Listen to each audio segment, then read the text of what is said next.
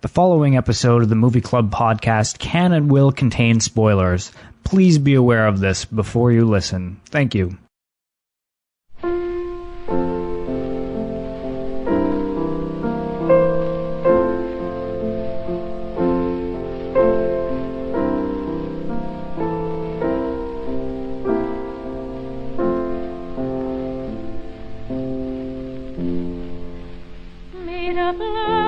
Hello everyone, welcome to the Movie Club podcast, episode number 19.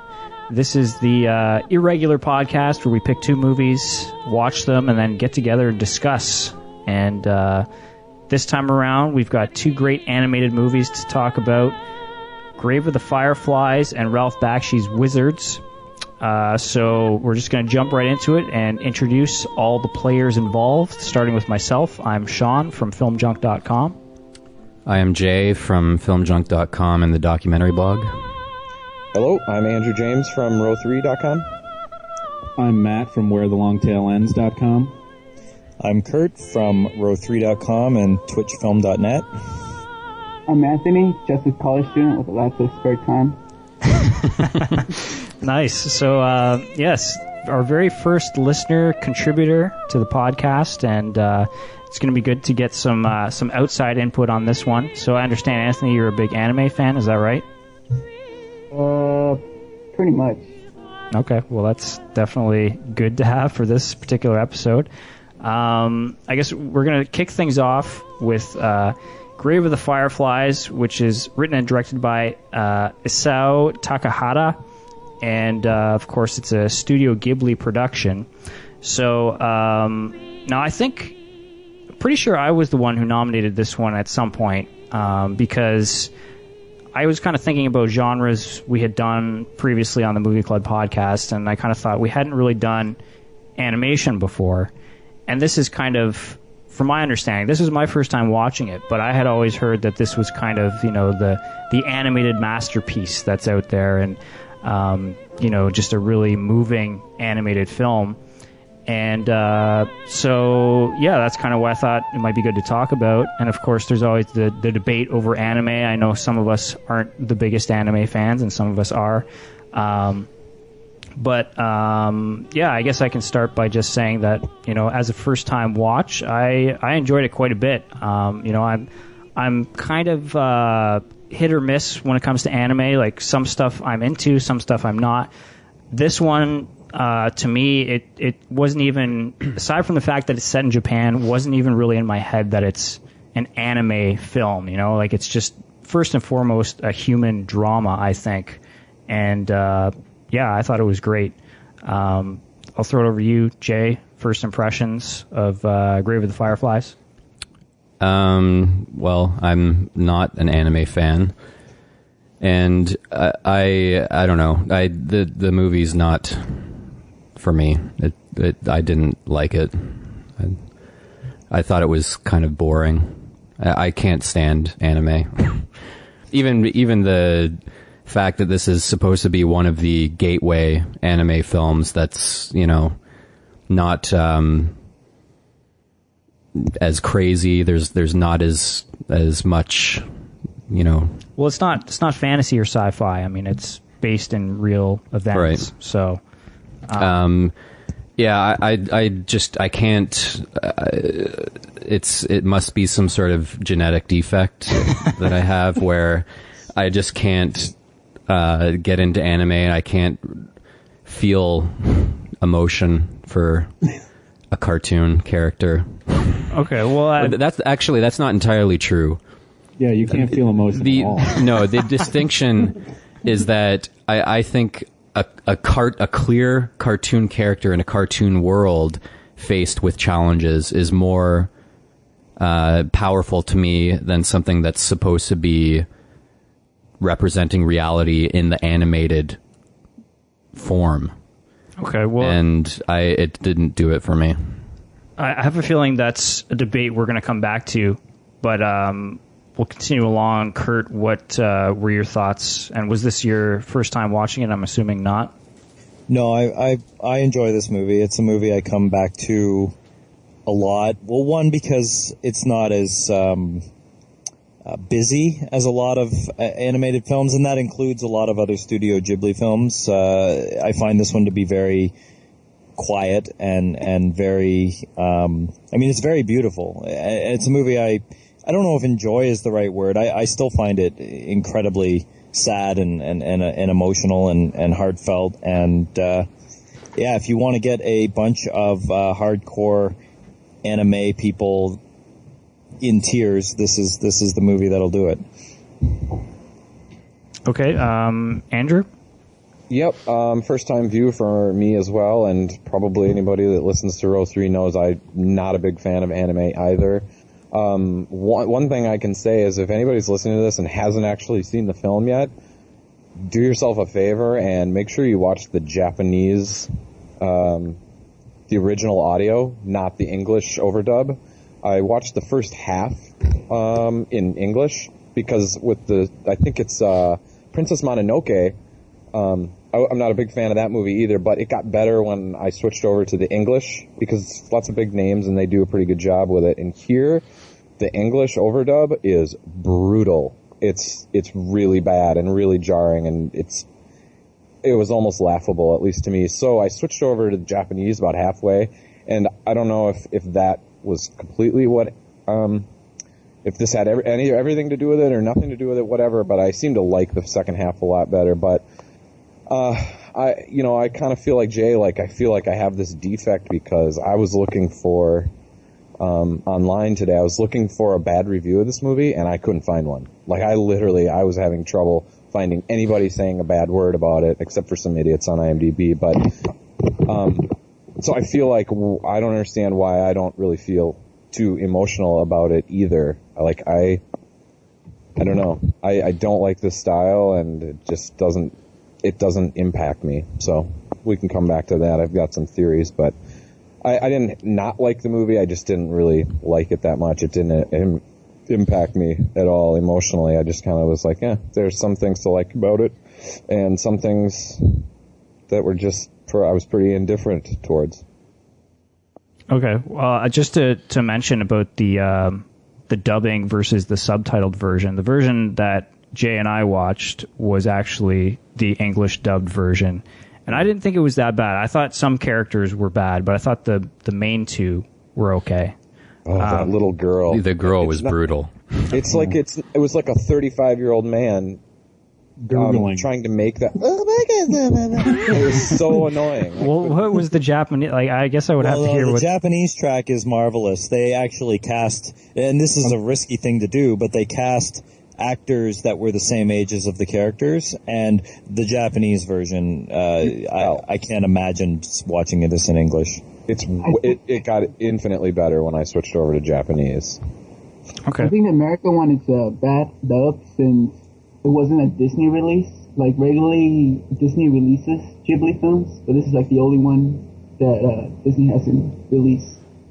Yeah, so, Disney never released Mononoke, but I guess technically it did because the Weinstein or the Miramax did. But yeah, I guess Disney just felt there was no commercial market for this movie. It was made in Japan. It was made as a children's film and marketed and distributed and everything as a children's film. And Disney wasn't having that when they bought the rest of the Ghibli, distribution library for video, so they left this one behind. Yeah. Yeah, I mean, it would be interesting to see how it would be received here as a children's film, but okay, Matt, thoughts? I don't mind anime. I wouldn't call myself a fan, but there are plenty of anime films that I like. And I had never seen Grave of the Fireflies, and I had heard, like Andrew said, pretty much nothing but good things about the movie. And I'm pretty indifferent to it. I mean, I think it's a nicely made film, but I didn't really care about all the feelings and crap throughout the film. I mean, it was interesting, and I thought it's a nice take on a war film, but I didn't really care too much about the kids or anything like that. But I mean, I'm glad I watched it, but I'm not probably going to ever watch it ever again. Okay, Anthony. I really like this film. I'm an anime fan, but I do not like Miyazaki films. Like, most of Miyazaki films for me, they come like propaganda, kind of like Nausicaa and Princess Mononoke. So, I mean, you mean like environmentalist sort of propaganda? Yeah, and it's like really aggressive with the themes. Like, he's not subtle at all. He's like, I would totally agree with that. with Miyazaki, he doesn't have a subtle bone in his body. My favorite Miyazaki film is Totoro. So, I like it when Miyazaki is more playful than when he's like serious. But this one I really like. It felt. No, the thing I like about this film was that, like, before coming to the film, I thought the movie was about like the bombing of Nagasaki, or like during the war, but it's an after the war film, and I kind of like that because I usually never see films that deal with the aftermath of a war. So. Well, yeah, I mean, I thought it was kind of interesting that, I mean, you don't usually see the story of just the average people kind of caught in the, the debris and stuff and the rubble of the war. Like, you either see the soldiers, or maybe you get, from an American point of view, you might get the families of the soldiers back home where they're safe and sound, but you don't usually get the point of view of just the civilians that are caught in the middle of everything. At least not as far as World War II is concerned, I don't think. But, that was one of the things I kind of thought was interesting about it. Outside of it being an anime film, I just felt like this was a story I hadn't really seen before. Can you guys think of other movies that are similar kind of setting and characters and stuff? Well, to me, the film played like, you strip away the fact that it's animated, and it played like an Oscar bait, like Boy with the Striped Pajamas, Life is Beautiful, name it. I guess Life is Beautiful is definitely one that comes to mind. I mean, it just felt really heavy-handed and overdramatic, and I mean, maybe, like you said, I watched the English version, and maybe that played a part of it, but it didn't do anything for me. I don't know. It felt very Oscar baity. And I'm not saying this film, obviously, it was not an Oscar bait film. It wasn't that wasn't the purpose of the film, but it was that type of movie for me. Right. Well, I guess an interesting question maybe to talk about right off the bat is, how do you guys think you would perceive this if it was a live action movie? Because I guess there is actually a live action version. Has anyone seen that? No. Okay. No, I have not either. I would perceive it as an Oscar bait film. Yeah. Well, I believe the live action version is radically different because it's framed from the point of view of the woman that takes the two children in for a brief period of time, and it shows how I've only read about it, I haven't actually seen it, but it shows how she goes from sort of the matron of this one family to this sort of almost evil stepmother to these orphans. You get a bit of it in the animated film, of course, but they radically reframe it. So, yeah, it's a live action version of the film, but it has completely different aims than the animated version. I'm just curious what this film is bringing to the table outside of the fact that it's just a serious story portrayed in animation. Well, I just said what I thought. Like, I thought the story was something I hadn't seen before. I agree there's not a lot of plot there. I mean, it is more about just the relationship. It's almost like The Road in a way, except there's no journey there. They're just trying to survive. Nobody thought it was like really manipulative and clunky in its manipulation. There was definitely moments where it was, and I guess most of it from the version I watched would have been the young girl voice acting was definitely very kind of cloying in a certain way. But I don't know. I thought it was kind of subtle for an animated movie. For an animated movie. Well, no, Yeah. I wouldn't say for an animated movie. I think it's very fascinating that the Seta, the boy, I mean, you're obviously meant to sympathize with these characters. They go through an incredible ordeal. He loses a mother. The father is never in the picture. They sort of get the runaround with the aunt. But I find it subtle in the fact that the boy chooses to leave the aunt. Like, she doesn't kick him out. She's actually kind of surprised that she'll leave. I mean, the aunt's under a lot of stress and whatever. And yeah, she says some unpleasant things, but it's almost an act of arrogance that the boy takes his sister and decides to go live in the swamp. And I find, again, for a movie, if it was just heavy-handed and whatever, then they would clearly make the children to be these earnest, innocent martyrs. But, Sada's a bit of a arrogant jerk to do what he does and go off on his own and not, sort of suck it up. The fact that, you're not going to be treated like a king, when you're imposing to a degree on someone else's household. And really the mature thing to do would not have been to go off and live in the swamp. It would have been to find some sort of compromise with the other family until, people found their grounding. So I actually find the movie to be not a straightforward, blunt, heavy-handed. I find it to be actually a quite interesting take on, almost like a personal, hubris or whatever, because the characters aren't clear-cut.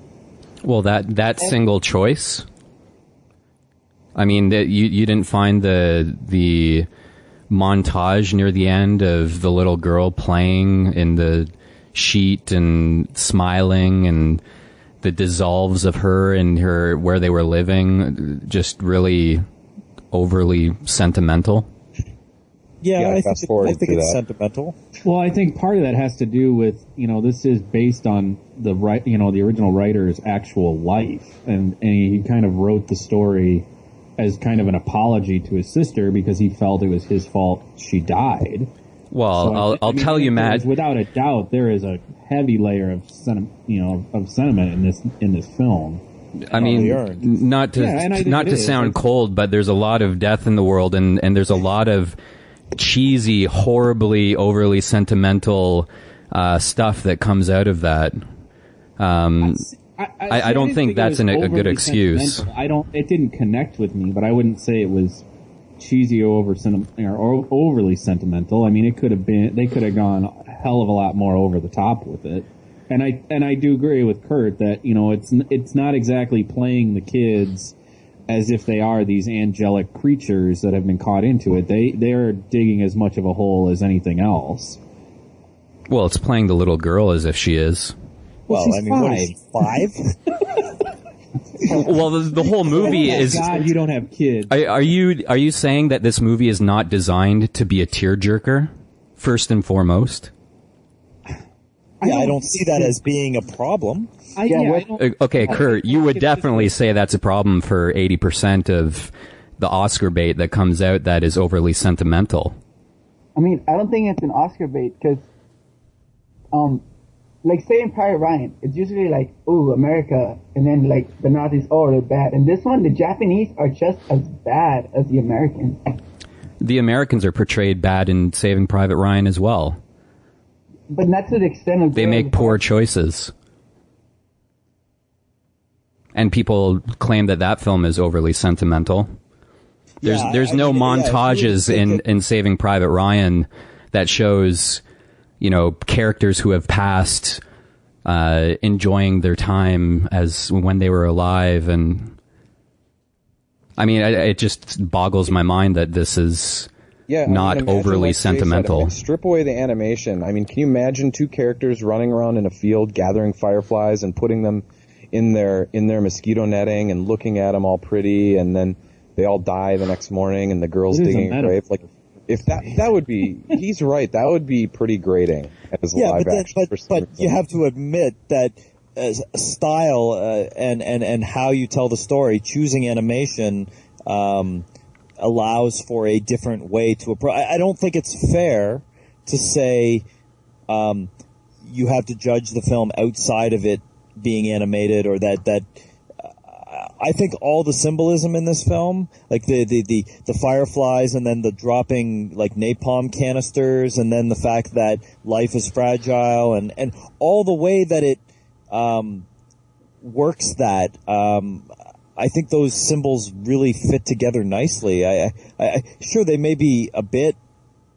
obvious, but they're not. It doesn't make them less artful. I don't think that this type of movie, any type of movie where you just watch someone slowly die, has to be subtle or low key. There's nothing wrong with it being a big melodrama. I think it works because, in a way, it's a melodrama. Just look at Up. Everybody's favorite scene. That's like one of the most manipulated scenes. And then people still love it. The Up scene in the beginning. I don't. Which scene at the beginning? With his wife and Up. In Pixar's Oh, Up. right. Absolutely. Yeah, absolutely. I mean, I think, I don't know, I'll say that, sentimentality in a movie, sometimes it's okay. I mean, it depends. And I think in this case, I think I let a lot more slide because it is animated. And I don't know if that's unfair or not. I mean, they made the choice. I mean, it's weird because in a way, this movie and Wizards both have kind of a cutesy art style for something to tell a story about something that's kind of a little more graphic than you'd expect. Do you guys think, never mind doing this as a live action movie, but what if the animation style and the character designs and everything was a lot more realistic? Do you think that would change how you feel about it, or does that not matter at all? Is it just because it's animated that you feel? I think animation allows for a bit of a disconnect to evaluate a movie in a different way. I mean, one movie that really goes to town playing with that is Waltz with Bashir. At the end of Waltz with Bashir, it actually flips from animation to live action to drive a couple images home, and that's quite effective.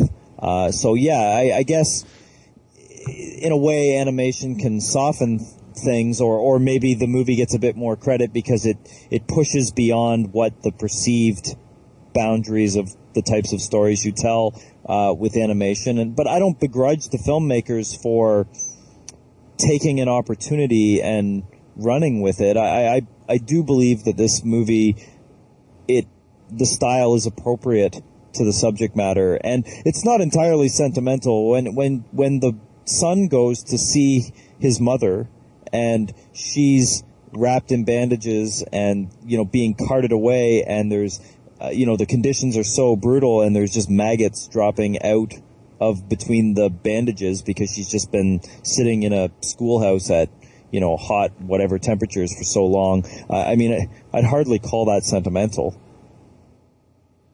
Yeah, I think that scene is I'll admit, I probably wasn't as moved by this as maybe I would be in a live action movie that's well done. I'll admit that, but there are certain scenes that still hit you, and I think that's one. I mean, that's certainly an image I didn't expect to see in an animated movie, and maybe that's why.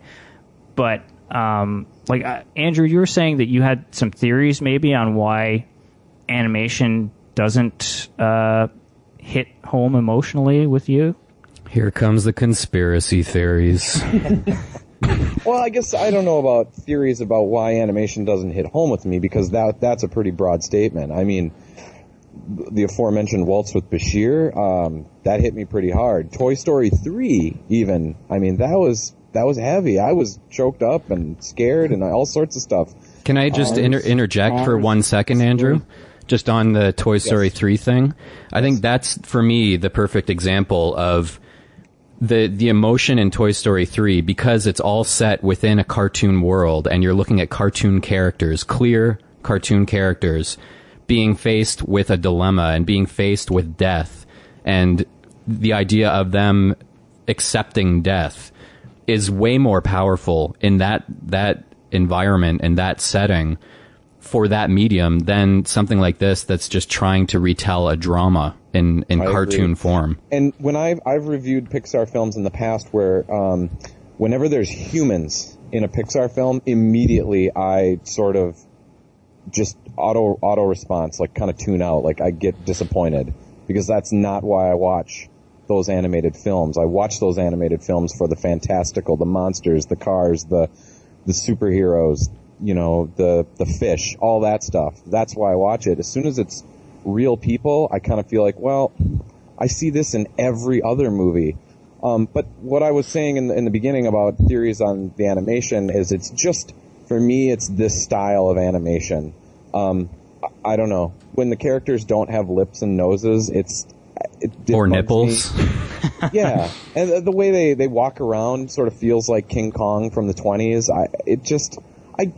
Maybe it's shallow or whatever. It's never appealed to me. I can barely make, and this is going to piss people off, I can barely make a distinction between this type of animation, at least the movements, and something like Pokemon. It doesn't look any different to me, except for the backdrops in this movie are awesome. Like, I loved all the watercolor and the gorgeous, the lake and the woods in the background and all that stuff was really neat. As soon as the characters show up and start moving around, like even the Fireflies, they don't go across the screen smoothly. They sort of just go across herky-jerky, and it's just a personal thing. It bugs me. It takes me out of any emotional response I would have. I think cartoons is cartoon kind of a negative term to say in regards to a film like this? We're talking about animation. Right. Yes. I think it's at its best for me when it's providing a different perspective on life and the human condition, and not necessarily through humans, through other things that are that animation is designed to capture. Like something like Toy Story can say so much more about the human condition by using some toys than something like this, where like you don't have to tell a real life World War II story about a kid that slowly dies to get that perspective on the human condition. And I'm not saying that films like this shouldn't be made. I'm saying that's why I don't respond to it. I respond more easily, and not always, but more easily, to something like Toy Story 3 or WALL-E, where you're using the form to project, a different perspective of life through different images and different objects. Well, I was just going to say that, I mean, it is an interesting question to say, well, was animation the right choice for this story? And I mean, I did think about that a little bit, but then the other thing that I think applies here is that this is, because it's a Japanese film.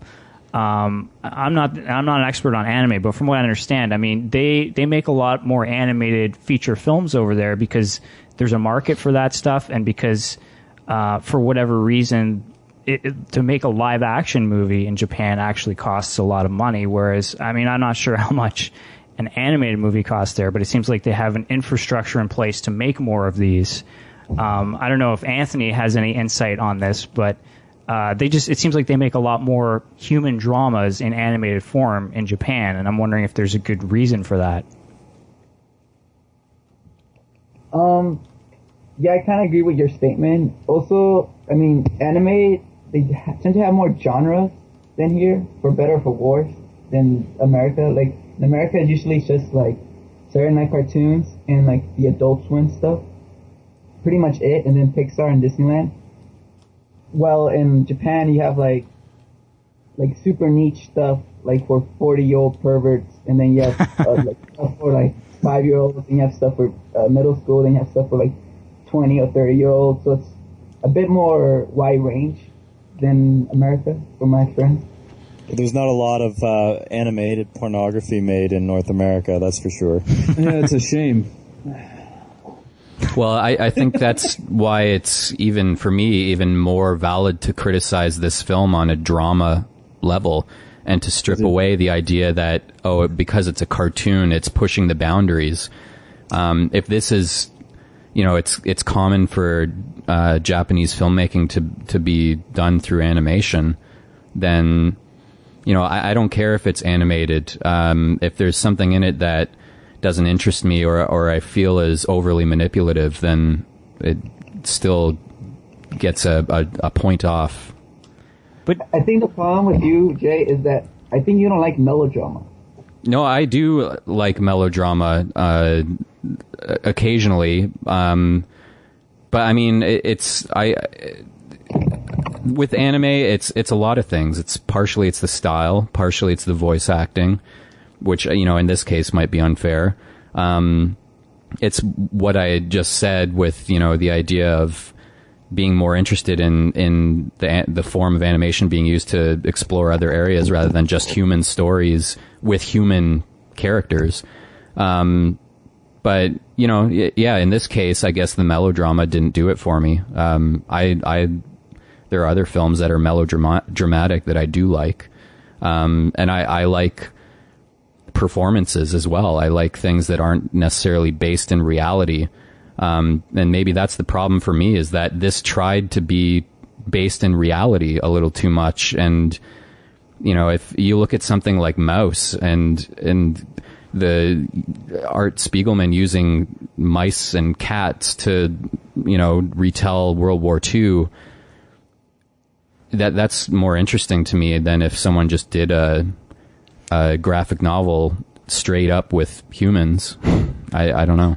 Could there be a disconnect that this is, I mean, Grave of the Fireflies is made for children, Mouse is made for adults. I mean, could that be part of it? That it is fact that this movie is made for children? Well, here's a little bit of background. It's a fascinating story because Anthony brought up My Neighbor Totoro earlier, and both this and My Neighbor Totoro, both Ghibli films, Miyazaki made Totoro, Takahata made this one, and they were released as a double bill. And can you imagine? I don't know if you've all seen My Neighbor Totoro, but My Neighbor Totoro is a very light, whimsical, nothing heavy, barely anything happens. The kids have basic fun through the entire movie. It's a real sense of wonderful and joy and the pleasure of being young, not too much on the line, and fairly sheltered. And then this movie, of course, is just watching two children die for the whole thing. It would have been a very surreal double bill. And at the time, the distributors thought that Grave of the Fireflies would be the more standout film because that book that Matt brought up earlier that it's based on is a common book taught in schools. Again, I don't know what grade, but they felt that, you know, the book had this catch it in the educational culture in Japan. So, you know, it would be the sort of driving thing. Now, Totoro, Totoro is my daughter's favorite film. I don't think she's ready to see Grave of the Fireflies quite yet, but I don't know of any child that doesn't like My Neighbor Totoro, and I think in North American sense, I don't know of too many parents that would show, say, their 6 or 7 year old kids Grave of the Fireflies. So it was definitely marketed as a family film with young children, and that is a cultural difference, or maybe even a 1988 versus 2010 difference. I'm not sure. Well, and I think even more than the producers or whatever thinking Grave of the Fireflies would be the more standout film, I'm pretty sure, and you can correct me if I'm wrong, that Grave of the Fireflies was the one that was guaranteed to be made, and Miyazaki or whoever had to make Grave of the Fireflies to be allowed to make Totoro. And I think that's what I find more one even financed the other in a one for them, one for us kind of thing. I'm pretty sure that's the way it worked, which I think is even more fascinating. That the heavy-handed, you know, quote unquote adult kind of oriented anime is the one driving the children, you know, the fluffy children's fare. Yeah, totally the opposite of what would go on here. Mm-hmm. That's something I just find fascinating. Double feature almost sounds like a prank. It's like showing the Goonies with the House of the Devil. Jay is sold. Well, one thing I did want to talk about is as a war film, whether you think the style is appropriate or not, or a thing, but I do find it interesting that Grave of the Fireflies, the war is never exciting. I mean, when they're being firebombed, it's not exciting in the same way a war film often is, and it's often been cited that you cannot truly make an anti-war movie because, war by its very nature is action-oriented and exciting. And I think Grave of the Fireflies is one of the very few films that manages to do that, and it is widely considered a major anti-war film because you don't really get the politics too much. You don't really get the fighting or the conflict or the action too much. You just get the consequences, and not just these poor innocent people suffer, but these people actually make bad decisions in the context of the after-war fallout. I mean, whether the aunt can't keep her, sort of nice relative, welcome because of the stress of feeding her family and feeding these kids when food is getting scarce, or whether the son and, I think he's 14 or 15, decides he's just going to go it alone, and the things that he faces. You just watch it's not really anybody's fault. It's just war creates these situations that are terrible. And I think in a way, whether it emotionally hooks you or not, I think it's a fairly powerful statement and a very, I think, profound way to get at anti-war. And I don't think the melodrama in this case hurts. I mean, you don't want to not have consequence in this thing, or it would completely undermine the point of the film. I mean, the point is to be emotionally manipulative. Yeah, I think that's a good point. I mean, every time you hear the air raid sirens in this movie, after a while it just kind of cuts and you don't even see the bombing or anything, and it's I think you guys are touching on why I didn't like it. Maybe, yeah. But it's after a while it's almost like you forget that that's going on, and it's solely is focusing on the survival of these two people. It's not at all concerned with the war itself, I guess. Which again is a perspective that you don't see too often, but that's definitely an interesting way to look at it. Yeah, I think there's a few, I can't think of any titles off the top of my head, but I do believe that there are a few war films made with children as the protagonists, and they sort of wander around somewhat less aware. You're thinking of Red Dawn. Yes, absolutely. I'm thinking of Red Dawn. There's Empire of the Sun, which is kind of a good comparison, I guess. But no, I'm pretty sure it's Red Dawn. But this one, I don't know. This one is so, fairly early on that these children are doomed. And yeah, maybe it's not pleasant to just wait for the inevitable, but I think that waiting for the inevitable and there being no actual solution is an interesting way to tell the story. And the fact that they live in this beautiful surroundings and they can't make their way. I mean, the movie does take a lot of time outs to show how beautiful where they are is, and that the sort of swamp that they're living in, and that region is so pretty. But that certainly nature is still indifferent. Maybe we should just wait for Werner Herzog's live action remake of Grave of the Fireflies. I'd watch that. Yeah, that would be interesting. I don't know if I have too much else to say about the movie. I don't know, Anthony, did you want to talk at all just about anime in general and why you're a fan or anything? Because I don't know, I could say for myself personally, one thing that kind of bugs me about anime films sometimes is they're just really, really hard to understand. Half the time I'll watch one and I won't really know what I just watched, and this is one that's fairly straightforward. So, yeah, I like the ones that resemble more Totoro, the slice of life ones, the ones that resemble Scott Pilgrim. I'm not a big fan of the cyberpunk anime one, like Akira and Ghost in the Shell. That doesn't do it to me. Oh, that's sacrilegious. Hey, I'm more into slice of life, fluffy stuff. Okay, that's cool. But as feature films or as series? Because I don't know. My experience with anime was far more from the series world. I didn't actually start watching the Ghibli and the more feature film driven stuff till I don't know. I'd seen a lot of these really long series stuff that you used to get. Well, it was back in the day. It was on Laserdisc. You'd get a bunch of Laserdiscs of these series, and they used to show them at the university that I was at. These long marathons of these series. It was well after I was done university that I started, to watch Miyazaki's feature films and see that there was a market or at least a number of these. I always looked at animation as being like TV sort of product and really long series.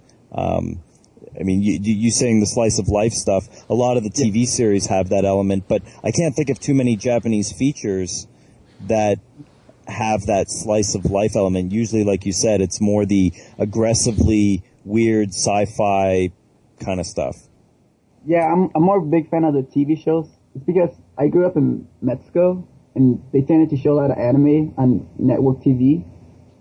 So I didn't like the whole anime stuff. I didn't really get into until like I don't know, like 3 years ago. It was mostly TV shows, anime TV shows. Yeah, well, I mean, like I grew up on Voltron and Robotech, but I don't know if that really applies to something like this. Although, I do wonder if, like, just talking about, whether or not people can connect with animation emotionally. I wonder if, in some way, it's a generational thing. Not that, I mean, we're all pretty much, I think, the same generation, but I definitely don't think I could show something like that to, like, my parents and have them really, I don't know, connect to it in any way. But I don't know, maybe I'm wrong. I mean, really, I think you're wrong on that. I think if there's one anime, like Japanese animated film, well, actually, I would say Totoro would connect to just about anyone. I don't know of a single person that doesn't like My Neighbor Totoro, but movie's awesome. Yeah, it is. It's fantastic, and it the fact that it has no plot makes it even more interesting because you almost never see that in animated films. But I would show Grave to the Fireflies to anyone at any age, and I think I mean you guys have a point. It's fairly blunt. It's not like someone's going to look at it and not get it. It's relatively straightforward. It's not.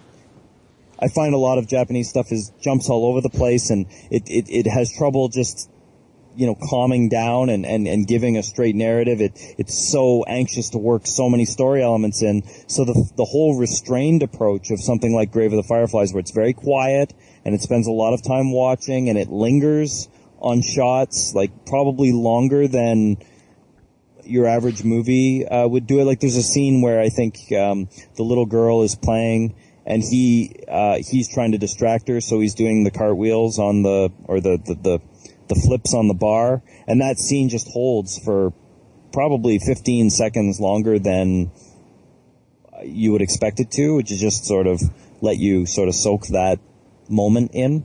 And I find a lot of moments in Grave of the Fireflies are a little slower and a little longer than movies in general, and B, certainly animated films. But aren't all those points you're making like supporting the fact that the majority of people wouldn't be interested? No, why? You think that because a movie slows down, it loses its audience? I don't think. Why? I think the fact, just look at what the box office dictates, and I think it's clear that people aren't interested in stuff like that. The general audiences. Porn?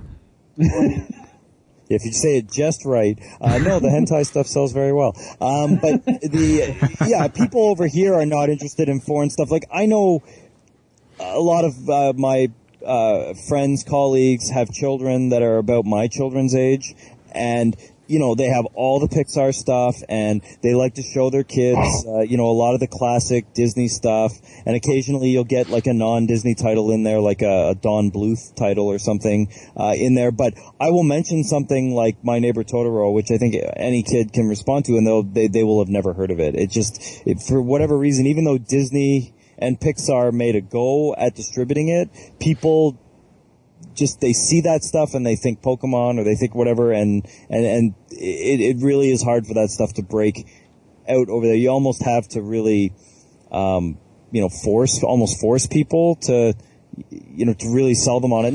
Not because they wouldn't, not because you have to force someone to like something, but it's just getting over the fact that you're going to watch an animated film from another country, seems to be problematic. And I mean, a lot of other English-speaking countries, like Australia and Britain, do not seem to put out a lot of animation outside the Aardman studio stuff. And I think people respond to Wallace and Gromit and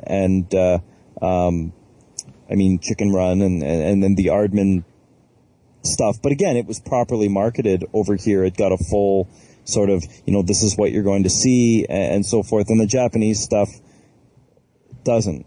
And all the sort of Eastern Europeans love animation. They particularly love the stop motion. That stuff never gets marketed over here.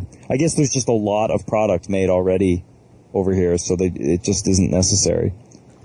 Well, let me throw this out. And I mean, back to the discussion of whether or not, this film is overly sentimental or manipulative or melodramatic or whatever. A film like Schindler's List, which I think gets a lot of slack for being all of those things as well. How would you put a film like Grave of the Fireflies up against a film like Schindler's List? It's an unfair comparison because Grave of the Fireflies is a children's movie, while Schindler's List is an adult film. Well, the film is dealing with adult themes. Well, as it turns out, Jay, according to Wikipedia, animation historian Ernest Rister compares the film to Steven Spielberg's Schindler's List and says it is the most profoundly human animated film I've ever seen. That's unfair. See, I personally hate Schindler's List. Okay, what do you hate about Schindler's List that goes against what you love about Grave of the Fireflies? Because I don't know, the uneasy balance between over sentimentality and flat out violence in Schindler's List, and the sort of, I don't know. I'm putting a check beside the Grave of the Fireflies for that. I know it is an interesting thing. Maybe the animated distance seals the deal for me for Grave of the Fireflies and allows me to process the movie in an entirely different way. I mean, as World War II concentration camp style films go, I would take Polanski's The Pianist over Schindler's List. I find every time Spielberg tries to, frame the violence and the certainly the first half of Schindler's List, I just want to vomit. I don't know, it's too pretty, or it just I can't even put my finger on why that movie sits wrong with me. I don't have a huge problem with Saving Private Ryan, although I find it to be overly sentimental as well. But Schindler's List, and then that absolute bullshit of the little girl in the red dress in Schindler's List is just completely unnecessary to overly stylize. I don't think Grave of the Fireflies, other than it being animated, is stylized in the same way that Schindler's List is, and I don't know. You're right, though. It's not the easiest thing to... I would really have to watch Schindler's List again recently, because I've only seen it twice. Once in the theater and then once at some point afterwards on VHS. So I probably really should give Schindler's List a rewatch to see if I hate it as much as I did those other two times. Well, technically you haven't seen it yet because you haven't seen it on Blu-ray, right? So I saw it theatrically. That's got to be better than Blu-ray. Nope. A better comparison to Grave of the Fireflies. Have any of you guys seen Louis Malle's, I can't say the French title, Goodbye Children? Au revoir les enfants? Yeah, that one. No. Yeah. Nope. Check off douchebag next to please. Sorry? Yeah, What? Kurt, go finish off a plate of freedom fries. No, I haven't seen that. Yeah, thematically, the two movies, I think, play closer together than Schindler's List and Grave of the Fireflies. Well, is Louis Malle's film overly sentimental and melodramatic? Yeah, and it deals with the two leads of children in the Catholic boarding during World War II in France. So, yeah, it is overly sentimental, but I find it works like it did in Grave of the Fireflies. Well, and I guess the difference between Schindler's List is that it focuses on someone doing something. Like there's a mission, there's a goal. I mean, Schindler's List is not, and it's something that you just get in American films. I mean, American films don't like to just, there's not a lot of acceptance. Like the American filmmaking seems like someone has to fight, someone has to constantly aggressively struggle, and Oscar Schindler has that, and he's got that brutal I could have saved one more, this ring, blah blah blah, and it's just so I guess I like the sort of the melodramatic sadness. I guess Douglas Sirk would be a filmmaker that I guess he was, I don't know if Sirk himself was American, but he certainly worked his whole career in America, and he had that more that less struggling tone and the more sort of grim acceptance or that type of melodrama. I think too with like Schindler's List and kind of like what you're saying about, I guess, just the Hollywood movie is you've got good versus evil and that kind of thing, and it's like in Grave of the Fireflies, it's not like they're painting anyone to be bad or anything. It's just kind of like this is the situation they're in, and they're trying to deal with it. And like even like the aunt, who I guess in a way is kind of a villain, she isn't really over the top in that sense. Like she just is trying to do what she can for her family. So, I just think it like something like Schindler's List kind of pushes a little like more buttons for those reasons, because it's definitely painting certain group out to be horrible people and certain group out to be good people, and well, I disagree. The main character is riding the line right between the two. Yeah, I guess, but I like there are the film isn't about the Nazis and the Jews. The film is about Oscar Schindler, and he's a womanizer. He's selfish. But of course, Spielberg pulls out the redemption at the end, but he's not a black or white character. Yeah, I guess. But I mean, I guess there's that backdrop there. Well, compare the mother, say, in Grave of the Fireflies, the aunt in Grave of the Fireflies, with Ralph Fiennes' character in Schindler's List. I mean,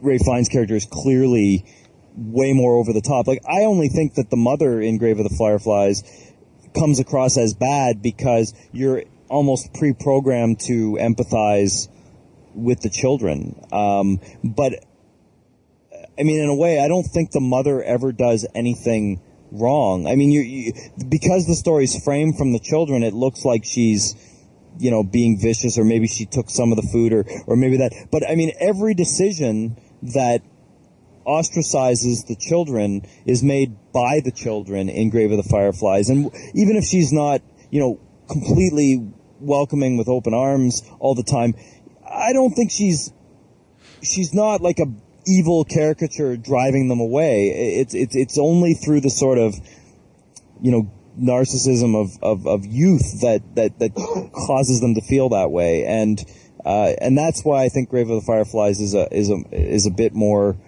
profound in the way certainly in the way it deals with children, than something like Schindler's List, which is not about children at all. I mean, children are used as emotional triggers, like often they are in Spielberg films, but the movie's not about children per se. In well, Schindler's List, you have to admit that the kid in Grave of the Fireflies is used as an emotional trigger. The younger one, I suppose. And I, in terms of comparing characters, I would say that the mother is closer to Oscar Schindler, and Ray Fiennes' character in Schindler's List would be America in Grave of the Fireflies, which is represented by B-52 bombers dropping bombs on the innocent villagers. Well, that's just an indifference thing. That's neither good nor evil. That's just there, and that's the difference. And I also think in Schindler's List, people have to learn shit, and there has to be these big lessons and that are over. There's not that in Grave of the Fireflies. If I don't know if I would. Go, Andrew. Well, I was going to say, you're sort of touching on it here a little bit with the black and white and evil characters and whatever. I'm not interested really in comparing it to Schindler's List. However, I think one of the things that I was sort of indifferent about this, why I was kind of indifferent about this film is, and I've said this before about a lot of movies, is I didn't really feel like there was anyone to empathize or root for. I guess you're supposed to, I'm not saying I wanted anybody to die or anything like that, but the two kids, the little girl is irrelevant. She's 5. She's just kind of tagging along for the ride. The hero, I would say, is the boy. And I didn't feel a whole lot of sympathy for him. You're supposed to at the beginning, and yes, they go through a tough ordeal, and his mom dies, and all that is terrible. But he's given chances. The aunt, as despicable as she may be, and I disagree, Kurt, I think she is a cold bitch right from the get-go. Anyway, I'll come back to that. But, instead of staying there and working, and despite the fact that he's gone through hard times, he doesn't clean up the dishes, he doesn't want to do any work, he just kind of sits around and is a pest, and then when he leaves, he realizes he's screwed, and instead of trying to do something about it, like maybe find a job or something, he resorts to looting. And I get that. I can put myself in his shoes, and maybe that's something you can empathize with, but that doesn't make him good exactly. I don't feel a lot of sympathy. So what I'm saying is, in this whole movie, there's no one for me to really root for and as a protagonist. But Grave of the Fireflies is about pride, and that can be actually extrapolated into a political message of sometimes the way countries behave in war and political situations. But the kid screws himself because of his pride, and then you actually watch him at certain points when he steals, he has to swallow his pride, and just the way the movie deals with that, I find interesting. I do find, and maybe American films, that's really broadly generalizing, but they don't generally deal with, pride's a given almost in American films, and it's not a bad thing, whereas, this film goes right to town in saying that a lot of the reasons why they suffer is through Seta's pride or expectation, and it clearly is negative towards that, and he almost is punished for it as the movie goes on. And that's the nature of how the story was written, of course. It is a guilt trip of a guy that saw his pride only after he lost his sister. So, well, I think clearly, you could argue that he's pretty selfish. I'll let you go, Matt. But he's pretty selfish too. At one point, exactly when he's looting, so that makes me not empathize. When the bombers are going over, he actually cheers the guys bombing his city because it gives him a chance to steal shit. And he's starving. I understand that, but there's other ways to go. What I'm saying is, I don't completely sympathize with him, and I don't think you're supposed to. Exactly, and I'm saying that's a personal thing, and in movies, I want to sympathize with somebody. I want somebody that I can pull for, and there just isn't anybody for me in this movie. Go ahead, Matt. Well, I guess I was gonna focus on Kurt's point about pride. I think probably the reason why Grave of the Fireflies focuses it on so much is that pride is almost innate into Japanese culture. They are very, almost obsessed with saving face and making sure everything looks good and all that kind of pomp and circumstance almost. And it's a very, very different style of culture than the United States is. The United States is kind of showy and look at me kind of thing, but it's not one of the protocol driven. Yeah, and in Japan it is. It's very much you must find a way to save face at every single time because it's you can't lose that sort of pride in who you are, and And I think that's why it hammers away at pride so much, because I think the writer behind this really believed that, they hammer away at the military, that, it's the military's pride and what they were that kind of dragged the country into war. And that's kind of a theme that runs throughout a lot of Japanese filmmaking.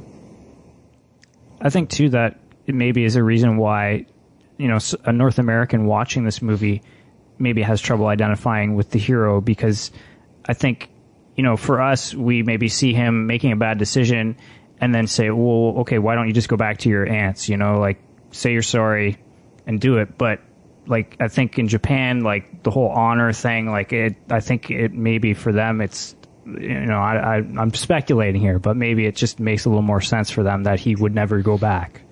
But, all of these themes and, comparing what the Japanese cinema does versus American cinema, and the fact that, they're taking more risks and having characters that aren't necessarily likable or heroes or whatever, and the pride and blah, blah, blah, for me is undercut by the fact that they just dropped the ball by trying to make the ending way too sentimental.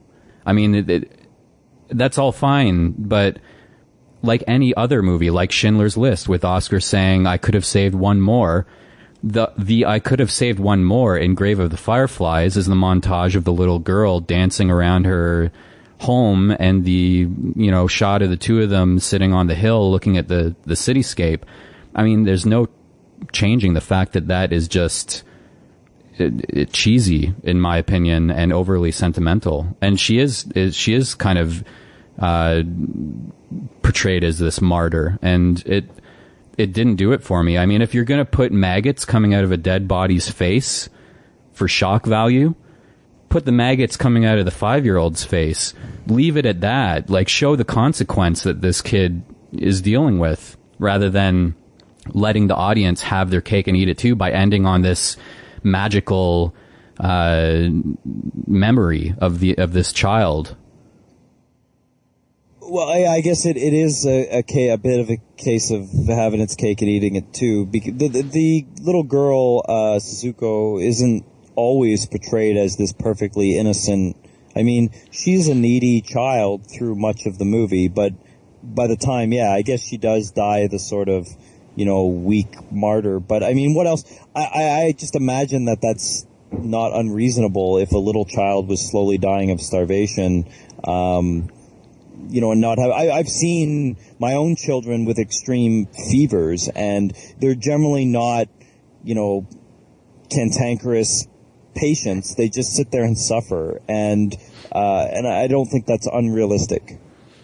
Well, I'm not talking about the suffering. I'm talking about the fading in and out, sentimental, let's show her as a ghost, or whatever. But I think that's trying to underscore the fragility of life, and that's the whole metaphor with the Fireflies, is that you have only so much time. And you maybe make the argument that that's a cliche statement, but I think it handles it fairly well.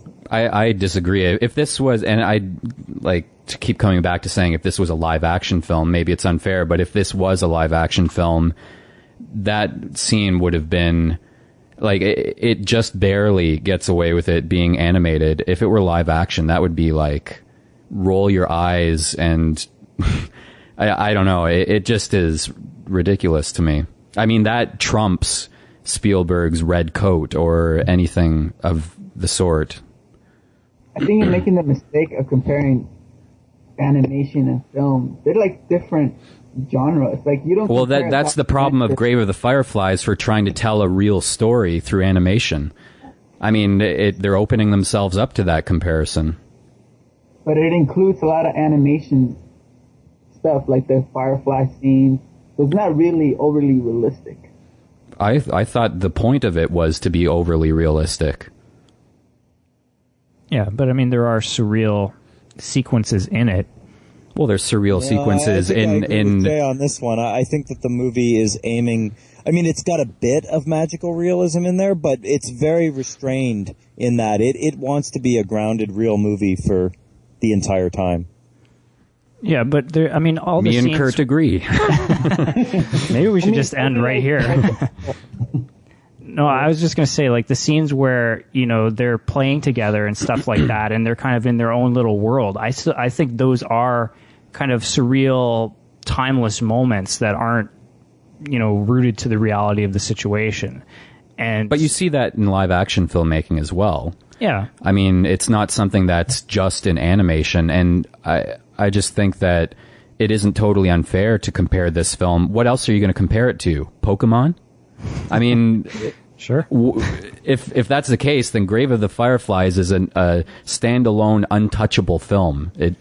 No, I mean, I think that's what we're here to debate, and that's kind of one of the reasons that I wanted to talk about an animated movie that's kind of trying something a little more serious. And for some people it works, some people it doesn't. I just think that if you're dealing with an animated medium and you indulge in some sort of surreal, fantastical moments, even though this movie doesn't have many of them, I think it suits it.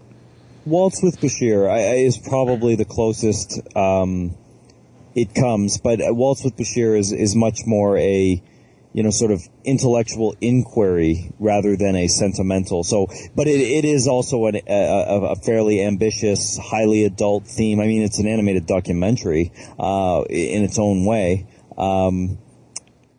Okay, well, let me ask this: did anyone here have any problems with the ending of Toy Story 3? The Andy playing with the toys and. Can I say yes just to piss you off? I am agreeing. So thanks, Matt, for adding to my point. I mean, it reminds me of that. Like, I think Toy Story 3 would have been a much stronger ending if they didn't add that whole Andy reconnecting with his toys montage. That to me was the moment where that film felt overly sentimental, and I have no problem criticizing that film of that, just like I have no problem criticizing this film. Do you really think the point of that scene was Andy reconnecting with his toys? There are many points to that scene, I'm sure, but the point for me is that it just was overly sentimental. I thought it was more of a moving on, but yeah, I find handing off of the baton. Well, of course, he's giving his toys to a kid. I understand, Matt Gumble, but do you understand it? Because you seem to think it's about Andy playing with his toys, and I think by toys you mean penis. Andy plays with his toys in the scene with a little girl. He's giving the toys to the girl. They play it in a montage. There's dissolves. There's some nice Randy Newman music. I love LA playing over top. And I understand what the point of the scene is, but to me, it just felt overly sentimental. I can't get past Gumbel's innuendo that he started and then listening to that speech in that contest. But I think you're more right when you say, Jay, that every time Randy Newman comes on, that Toy Story gets bombastically sentimental. If there's one thing, I don't mind the song, and it's probably the worst offender, but for whatever reason, it works in the second one. But in the first and the third one, every time Randy Newman kicks in, the Toy Story movies are a little lesser, in my opinion. I don't like it when they get overly musically montagey or Newman-y or whatever the... And that's within the context of a film like Toy Story. Take that and put it into a film like Grave of the Fireflies that's going for this realism, and it stands out to me even more. Well, let's talk about the music for a minute, because I thought the music was... Like, there's a lot of anime films that have ridiculously sentimental, over-the-top music, and I thought for the most part this movie played it pretty subtle, again. Agree? Disagree? I suppose, because I don't remember anything about the music. So. Yeah. Yeah, compared to the scores in the Miyazaki films, definitely the Grave of the Fireflies is... I think the music is fairly subtle. Like, it hones in or hammers in its sentimental points with its images more than its soundtrack. Although it is weepy violin heavy. A lot of strings, yeah. No choirs, though. That's true. Yeah, no, like, East Indian woman going, I, over the death scene. Save that for the Ridley Scott movies. Yes. All right. I don't know. I don't even know who's laughing. I think it's Anthony. What? I would never laugh at anything like that. That's just cultural negativity. Okay, Cultural negativity. because we're way off out there. Do you like or dislike the opening theme for Battlestar Galactica? I'm really on the fence with that one. That's what it is. Yeah. Of all of them, and Better yet, Enterprise. I actually prefer the Enterprise theme to the Battlestar one, but I mean Battlestar actually. But I mean, again, like Battlestar is there's something that's melodramatic that I actually really like. And it's going for a reality within a genre that's generally not played realistically. But yeah, every once in a while, the music is just, even when they start bringing in the Celtic stuff, it's like for me, it's just because it's too derivative, it's too familiar, and it's lazy. I mean, they're just channeling Braveheart and they're channeling Ridley Scott films, and even though I think the Celtic thing might have some sort of, is there a connection in Battlestar to that Celtic? no. Okay. But yeah, that's I would always skip past the opening title thing. Okay, so are we wrapping up our discussion on Grave of the Fireflies? Any other thoughts, final thoughts? My final thought is that unless there's some Japanese version of a Firefly that I don't know about, Fireflies are not perpetually lit up like they are in this movie. It's completely unrealistic. Oh, and if you mash them in your hand, they don't die. They actually light up more. There you go. I'm not even going to rise to that bait. I'm just going to completely ignore. I find this movie. I've seen it probably 5 or 6 times, and I don't think it has any way diminished emotionally for me. It has an emotional impact before I had kids. It has an emotional impact now that I have kids. I do find that the melodrama and the sentimentality in this film seem to be earned because it's not a Spielberg film. It's not a Spielberg film, thank you. You understand that I was saying that tongue-in-cheek, right? Oh, absolutely, and I still wasn't rising to it. Okay. Didn't you guys, when you were kids, get the Firefly and then smash it and then put it on your face and you would walk around with the glowing war paint? No? That sounds like something a serial killer would do. Yeah, did you butcher cats also? It was awesome. And we threw them on cows, yes. Yeah, that's how, that was the inspiration behind Avatar, I believe. Correct. All right. So Is that it? Everyone's... Anthony, any... It's great. Although, probably wouldn't be the one I recommend for people to watch. People haven't seen Ghibli films. I probably recommend Spirited Away over this one first. I will say that I plan to watch My Neighbor Totoro at some point. You'll have a better experience than you did with Ponyo. Yeah. I think I was a little overly harsh on Ponyo, maybe because I didn't expect it to be as geared towards a 8-month-year-old. 8-month-year-old. But yeah, Totoro, I'm interested in. okay. So moving on to our second selection of the night, Ralph Bakshi's Wizards. Does anybody know who actually initially suggested this one? It was all me. Gamble, yep. Okay, so you're a big fan of this. Why don't you set it up for us? I am a huge Ralph Bakshi fan. In fact, I know we've talked about him at least once on the Cinecast. Yeah, I probably watched this movie the first time when I was, 10 or something like that, and absolutely adored it. I thought it was about the coolest fucking movie I'd ever seen, especially out of an animated film. And from there, I watched all sorts of others of his movies, Fire and Ice, Coonskin, Fritz the Cat, and I I can totally understand why people might not like his films. They're very kind of out there and odd, and they have this weird mix of oddly goofy and serious, but they just completely connect with me, and I think they're just fantastic. And Wizards is just I watch it at a time when I'm watching a crap ton of Disney films and all sorts of other stuff, and Wizards is such a totally different style of animated film that I just was not used to, that it really resonated with me. Okay, well, I can say that this is my first time seeing it. I've seen the Lord of the Rings animated, and I think that might be it as far as Bakshi stuff. I haven't even seen Cool World, believe it or not. You don't need to. It's a pile of shit. That's what I hear, but yeah, so I mean, the thing with this is that I kind of knew what I was getting into, and I mean, the style, there's a lot of stuff that is similar to the Lord of the Rings animated movie, which came after this, I believe. Is that right? Yeah. Wizards was, I believe, his third or fourth film. Fourth. Okay.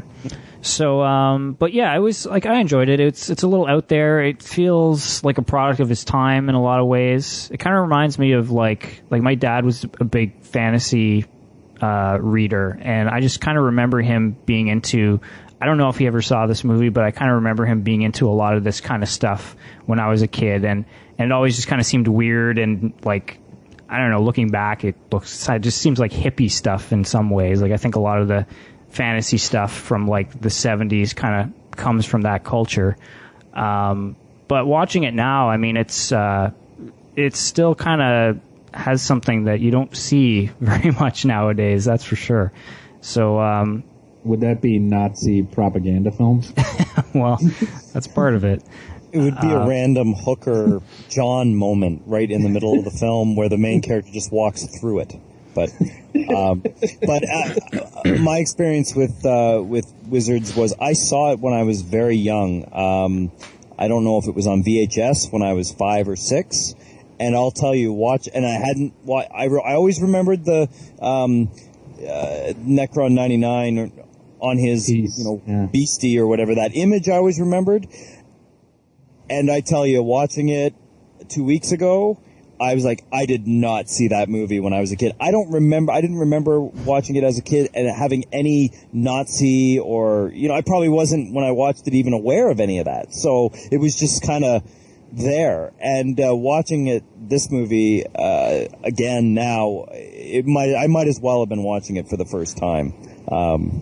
But I don't know. I like Bakshi's sort of everything thrown at the wall, sort of this style, that style. We don't have the budget. We just make it work. Just do it. Just make it work. I mean, it's evident in a lot of his films. But I couldn't always rationalize the goofy and the plot and this. I mean, Wizards is a mess. It's a fun mess, but it's a mess. Yeah, I agree. I wasn't a huge fan of Wizards. I like the Lord of the Rings animated film.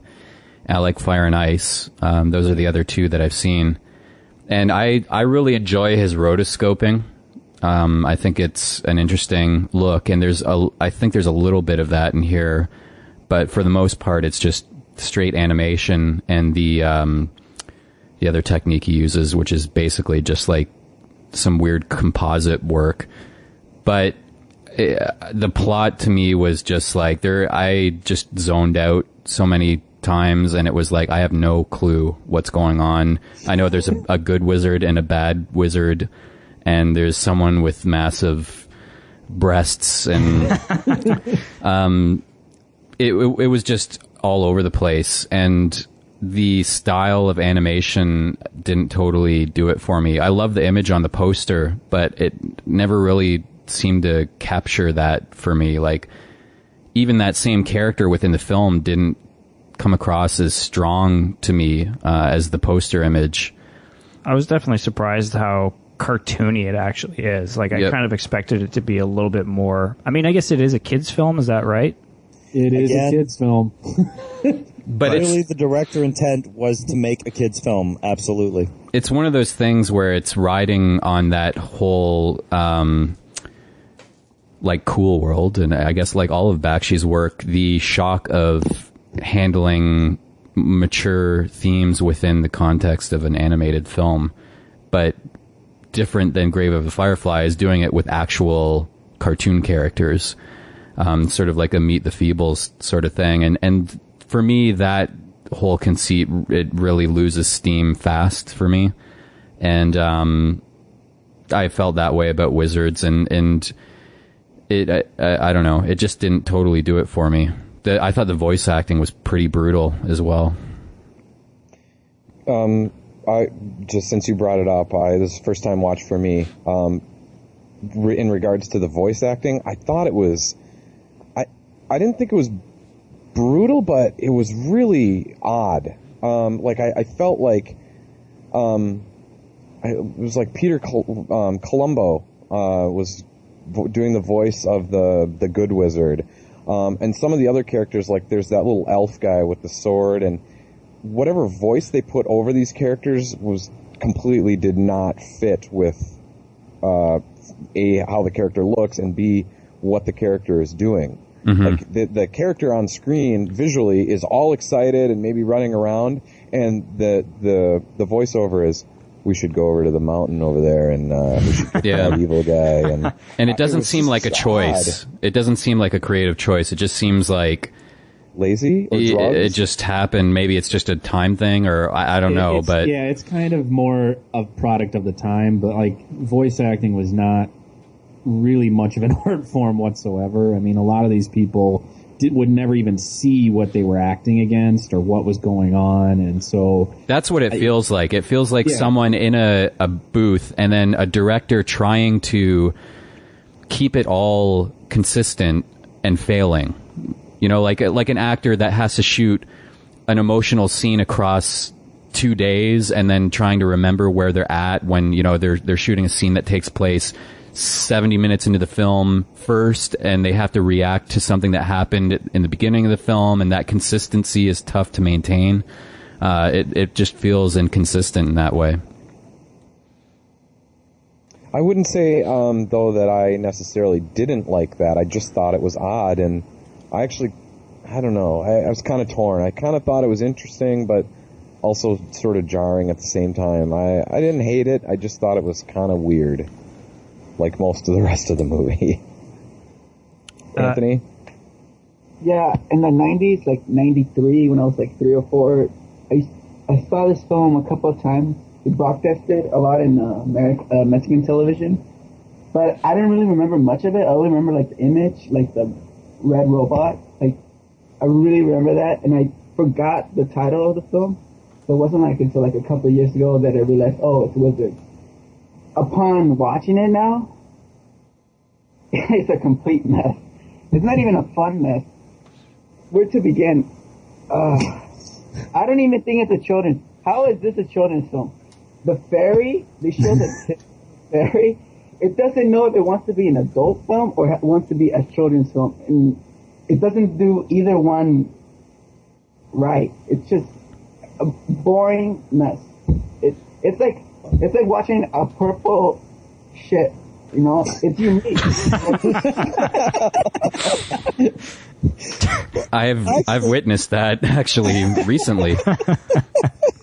I actually liked the mix of where you can't put your finger on whether it's an adult or a child. I think that's Bakshi's biggest strength, and I think the animation maybe suffers from not, you know, from being a little bit sort of simple at times, when I wish, because the movie is dealing with some complicated things, and I don't like when it's simplified. I'm like Jay, I prefer the rotoscope style look when he brings that in, but I like the sexuality in the movie. I liked the fact that they just threw this character in, and that it's a children's film. And to be honest, I believe when a children's watching this movie, or from my own experience of watching it as a kid, I don't see the sexuality when I watch it. So maybe I'm vaguely aware of it, but it's not really there. So why not throw that in? And then it's sort of a family film. I mean, everyone in the family gets a little something a little bit different out of the movie, and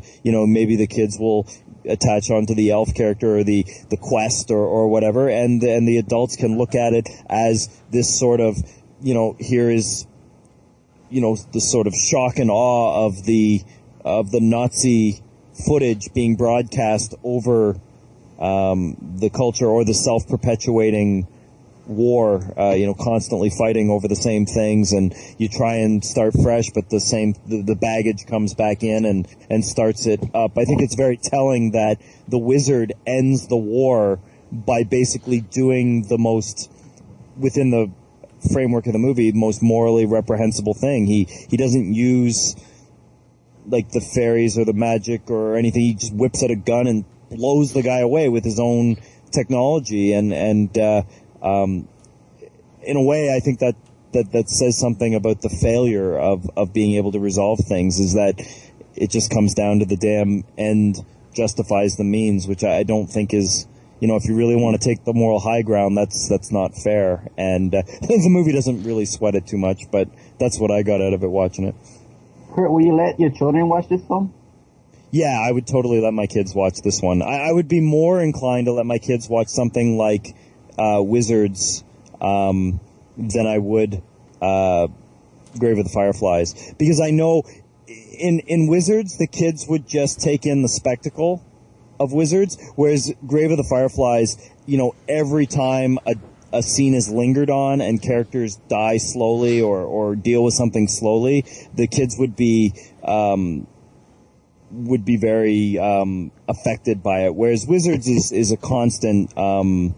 It's sort of a bit of an ADHD or ADD, whatever the thing is. It's just more, you don't really have time to think about. I think as a child you wouldn't have time to think about a lot of things in Wizards, because it's just on to the next thing. I found Wizards many times played like a collection of sketches rather than. I felt that too. It wasn't very cohesive.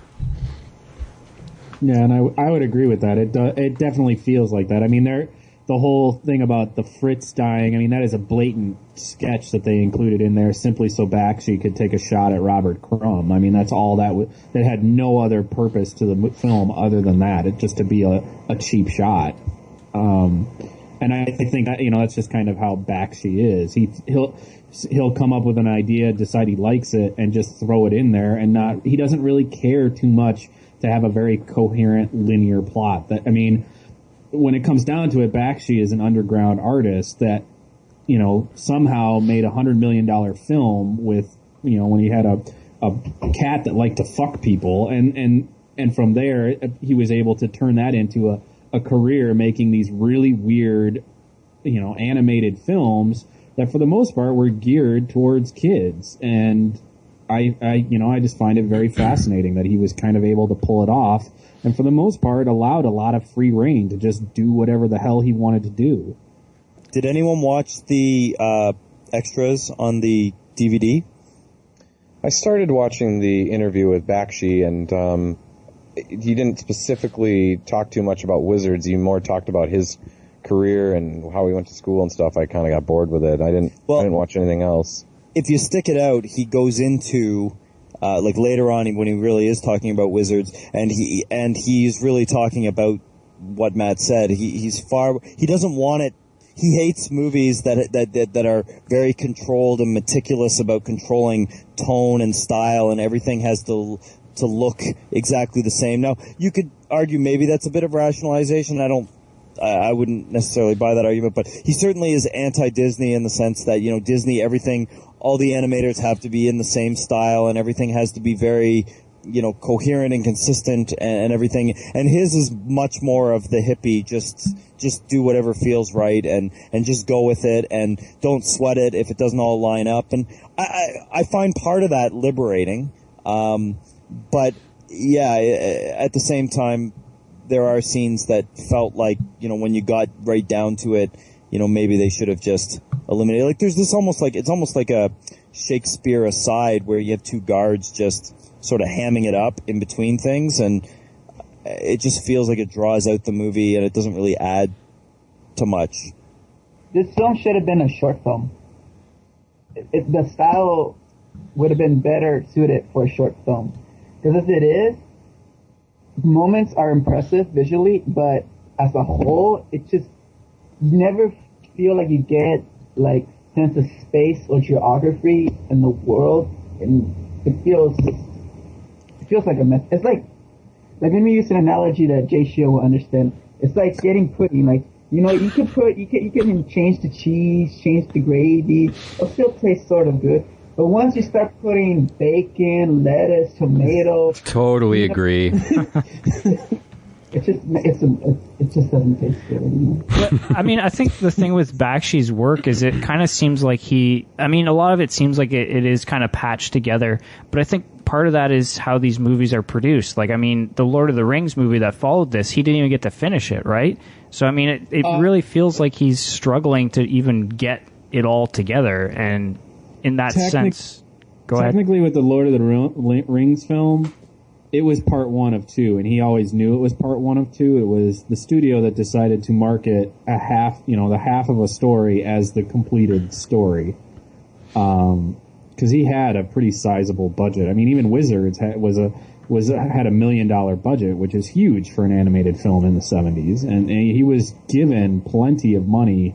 It's just he has a very chaotic style, and it's just how he makes things, because he likes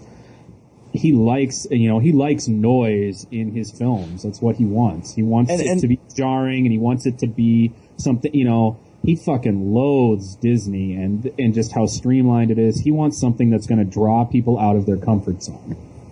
And don't get me wrong, I mean, Wizards was very successful commercially. It made plenty of money. Especially for a movie that opened something like 2 months before Star Wars opened. So it had to make all that money before everyone just became obsessed with the monster blockbuster.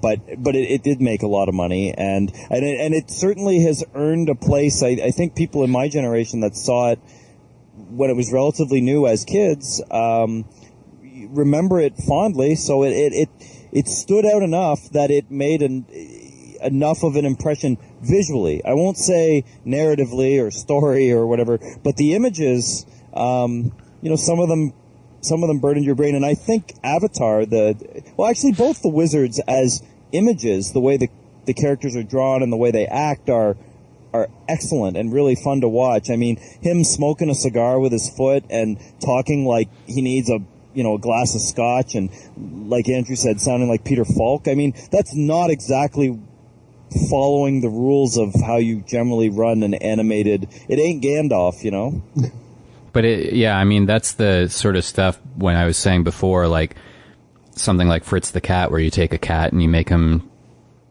go against everything you would expect a talking cat to be like.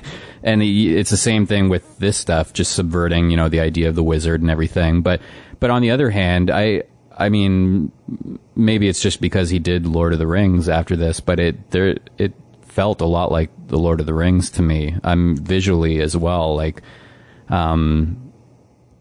there are obvious comparisons and some comparisons that are more just because they're both fantasy films. But I can see how someone would look at Wizards and say, oh, he should I will give him money to do a animated Lord of the Rings film.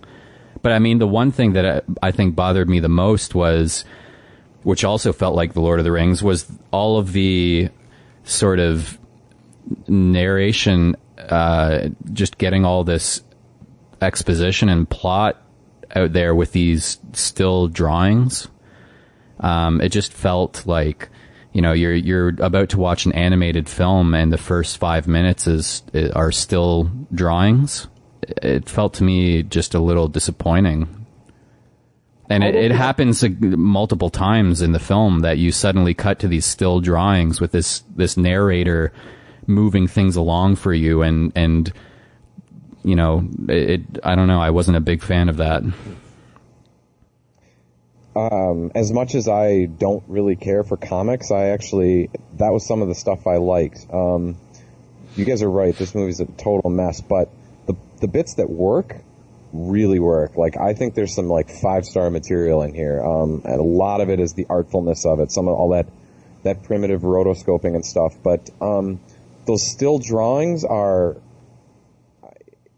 amazing. fucking awesome. Well, the drawings are great, but I'm sitting down for an animated film. Yeah, but compared to all the sort of He-Man-esque type Hanna-Barbera bits, like you all of a sudden you see this stuff, and I'm back into it again. Like, oh, okay, something interesting to look at again. Yeah, that opening scene, it's far and few between. It plays like friggin' La Jetée, and I love the woman I didn't that like La Jetée. narrates over that. It's kind of monotone, but off, and I just loved. I actually, some of my favorite parts were the non-animated, like the still stuff. I really like that. Even if I thought like some of the like what she was actually saying was rather, trite and the actual sort of setting up the plot, and none of it makes any sense and whatever. But I just liked the feel I had of her narrating over the still images. And while I wouldn't want a whole movie of it, I don't want to see Ralph Bakshi's La Jetée, but I did like those segments. And because he's got so many other things thrown in there, like the rotoscoping, I think there's actually just shots from Patton, like the tanks. It's not even animated. Like, it's just in there.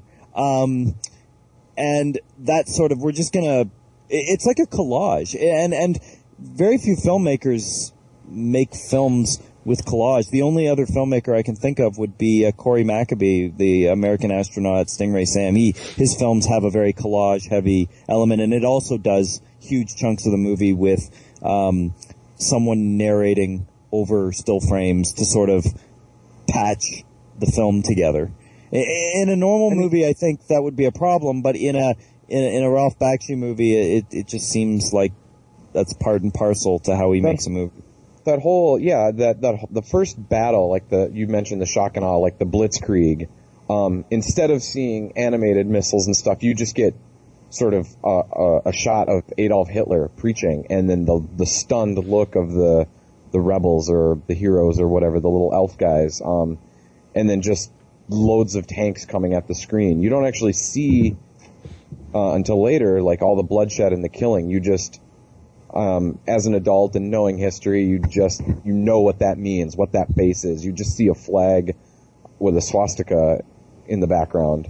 I thought that was way cool, way more powerful than, just seeing a bunch of animated elves blowing up or animated smoke and fire and stuff. Like, I thought that was really creative and cool, and I can't think of anything like that. I don't know, that stuff didn't really do it for me.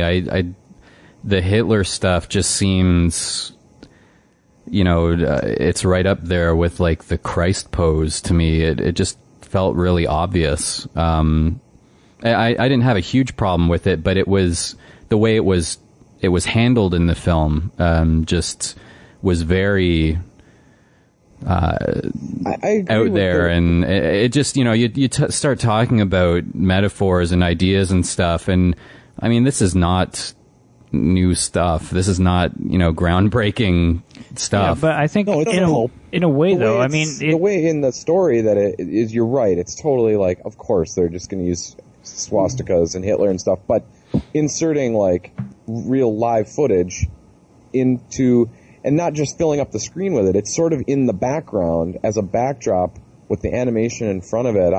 That was creative to me. That was new that I hadn't seen before.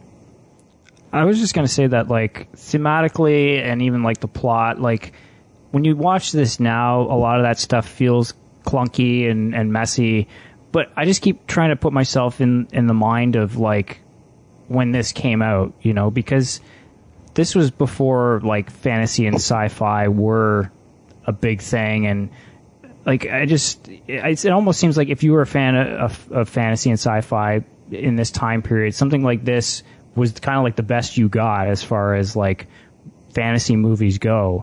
And it is a little bit kind of inspiring in a way, just because it's so out there that it's just like, it doesn't even need to justify itself. Like, it's just all these wacky ideas kind of thrown together. And I mean, I did kind of like the idea of like magic versus technology, even though they don't really do too much with it.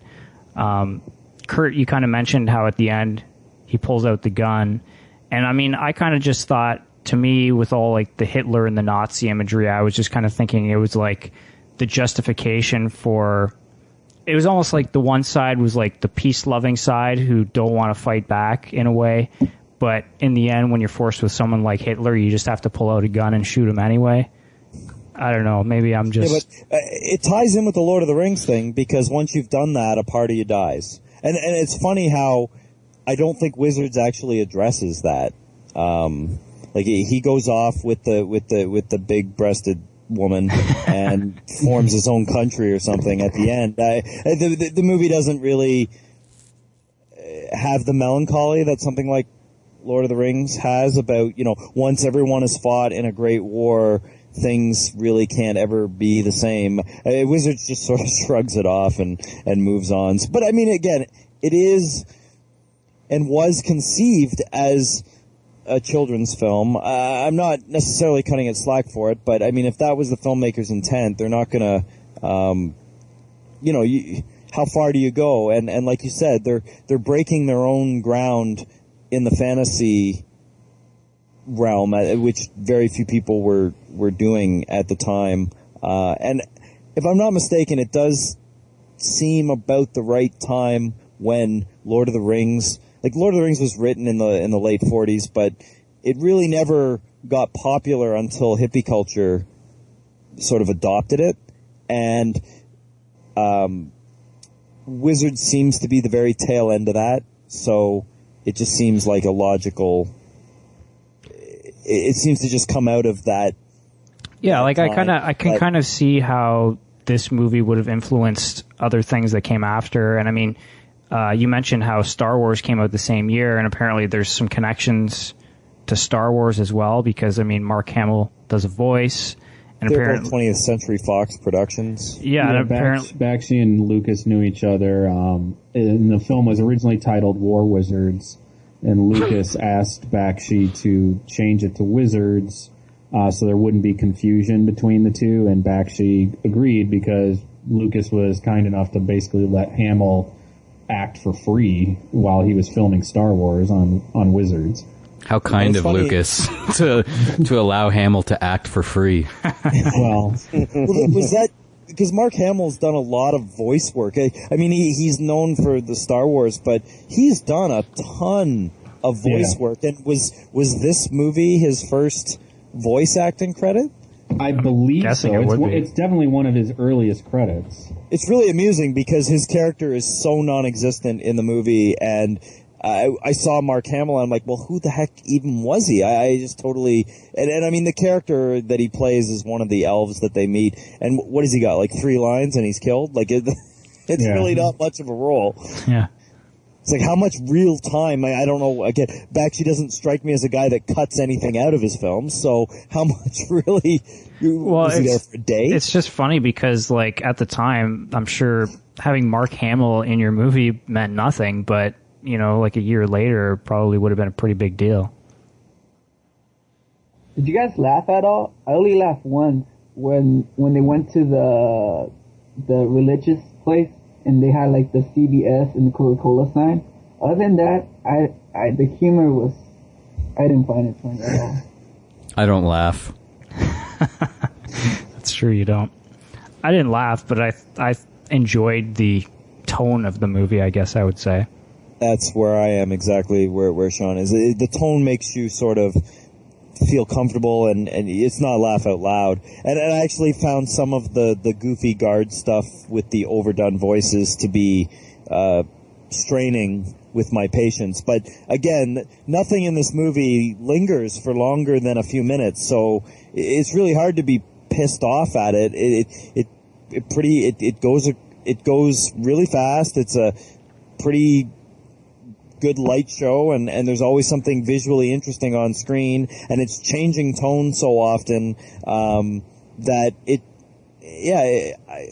I guess you can hate it for being a mess, but I don't know. I mean, on the whole, I rather enjoyed the movie, and I would totally watch it again, and I think that in its own, it's a nice fusion of what seems to be like really ambitious and really lazy at the same time, and just sort of mixed together, like someone who's high and has all these great dreams, and they just talk a big game. That's kind of what Wizards is. Hey, Matt. Yes. Can you describe Weehawk's character without describing how he looks like? Oh, God. Without describing how he looks like? I don't know. Weehawk is kind of angry. He's angry. That's how I felt the whole entire film. None of the character development in this film, or I don't really care. I hated Avatar. What? I'm not a douche. Oh, I thought you were talking about James Cameron's Avatar. But he was like a boring douche. He wasn't like Robert Downey Jr. where like made you laugh or anything. He was just. That's what's cool, man. He's a flawed hero. Boring douche is in. Each of his own. I don't know. If I had to describe Weehawk without like physically describing, I would just say that he's, like muscles and cum. Yeah, he's kind of like a cannonball. He just kind of like Sylvester Stallone. I don't know. Going back for a second to the Nazi thing and the Star Wars connection. I mean, one thing I really liked in the film is near the end when they start showing the footage of the tanks and whatnot, and there's some shots of World War II planes, and there's the one shot of where he's doing that. It's kind of like rotoscoping, but not really, where he's basically taking live action footage and turning it into black and red. And there's one shot of some sort of creature standing on the wing of a plane and like turning around and his eyes glowing, and that's the stuff I like. Like that's the stuff in Lord of the Rings I loved, and that's the stuff I like in Fire and Ice. But I think it would have been I would have enjoyed it a little more if that was the Nazi connection, just the kind of visual hints towards the Third Reich and whatnot. And I think that's where Star Wars, a connection there. I think George Lucas did it well in Star Wars with the costuming of the Empire and kind of just subtly, well, maybe not so subtly, suggesting the Nazis with the Empire. Yeah, that's true. Without having Darth Vader projecting footage of Hitler and being like, this is where we got the idea for our costumes. Well, it's funny because when I think about it, like I don't see Star Wars and Wizards as being that far off. Like they're kind of come out of the same time period where they have all these kind of guys who are dreaming up these cool fantasy worlds and throwing them out there at movie studios. And I mean, Lucas obviously had a more coherent story and some more interesting characters and stuff, but they're not that far removed, I don't think. It's just, clearly one got picked up and became, pretty much the biggest movie franchise ever. And, one became a cult classic that's kind of forgotten now. Well, I definitely think Lucas has a much more refined and calculating style than Bakshi. I mean, Bakshi is pretty much, a fuck it, we'll do it live kind of filmmaker where he just throws it the fuck up there and let's see what works. I mean, that's really his kind of style. And, he is all, it's all visceral. Let's get it up there and see what we can do and get people agitated. And Lucas is definitely not that. He wants to please people and they have very different goals in what they're going for. I mean, Bakshi just wants to push people, and that's what he's trying to do in Wizards. And and a lot, when I'm a kid, I thought this movie was funny as fucking hell. I remember rolling at certain stuff. I mean, and as I'm older, yeah, I find it amusing, but there's other stuff in here that I never grasped as a kid that I grasp now, and to me that is something that's even very impressive about the film, that it can still show me something new even when I'm watching it for the 15th time or whatever, 20 years or whenever it is after the first time I watched it. And there's just not a lot of movies, and especially not a lot of children's movies that do that. Yeah, it's also fun to play, like particularly at the end. And again, if you listen to the commentary or the interview, he says that they didn't have the money to make the end battle, so they just went into the Fox archives and just started pulling war footage and rotoscoping right over. And if you watch the credits of the movie, you'll see all the movies that where the footage came from. Triumph of the Will actually is in there somewhere. I think that's... I can't think of too many movies that were doing that. I mean, yes, movies used stock footage, but they used stock footage. They didn't use other films, like shots from other films. I guess Blade Runner, the alternate cut a few years later, stole stuff from The Shining, but I don't know how often that happened. But I mean, it's really blatant in. Bakshi invented the mashup. It is kind of like a mashup. And he also invented rap, which is funny as well. But that's not in Wizards. That's in Coonskin. He essentially invented rap in Coonskin. And Coonskin's in the 60s? No, it was the year before that he wrote it, where he wrote the opening song that's sung by Scatman Crothers, and it's essentially a rap, is what it is, and it's one of the first ones that's ever. Wasn't Scatman Crothers like more known as a musician than a actor anyway? And didn't he do rap stuff as well? Well, he did scatting. Just think of all these hip-hop artists who don't realize that their music was invented by a white animator in the 70s. A curmudgeon Jew. Hippie. Yeah. So... go ahead. No, go ahead. I think the biggest problem I have with the film is that the premise, just looking at the premise, it sounds like so interesting about how it takes place after the apocalypse brought upon by technology, and now there's magic, and then technologies, and that premise is awesome. The execution of that premise let me down. It's almost non-existent. Yeah, that's a good point. I mean, that is kind of a cool idea, but it's never like you're in a post-apocalyptic world. You're basically in a fantasy world. Well, again, it's a bunch of guys a little bit stoned going, wouldn't it be fucking great? And then, when they finally get down to brass tacks and actually make the movie, it doesn't quite all completely come together. But, and you wonder with Bakshi how much of it is artistic intent and how much of it is rationalization. I don't really know. I don't know how to. Well, in regards to the coherent, style of his filmmaking, I mean, I would say Fire and Ice is fairly coherent, and even The Lord of the Rings. I mean, he uses different techniques, but it's not totally all over the place. So is Fritz the Cat is consistent as well. I mean, some of those, though, Lord of the Rings, obviously, he's following someone else's story. I don't know about Fire and Ice. I haven't seen it, but... Well, Fire and Ice, he's following someone else's art style, too, but, I mean, he's still the filmmaker. Fritz the Cat, he's following someone else's material. Yeah. So, I mean, that's like 4 films out of his filmography. So except American Pop is very, is all over the place. Coonskin is... Wizards is, I'd say most of the movies that he wrote and directed are very similar to this, where they're aggressive and very scattershot. Scattershot's a good word. So I just want to bring up that apparently there's been talk that there's a Wizards sequel on the way. Are you aware of this, supposedly. Matt? So supposedly Wizards is part of a trilogy, but it was just never... See, totally like Star Wars. Totally.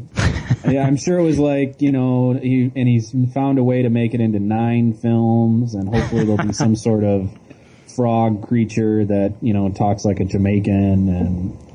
Actually, he would fit invents rap. So, but I guess my question about that would be, like, what the heck would a Wizard sequel look like nowadays? Like, will this ever happen? I just can't even...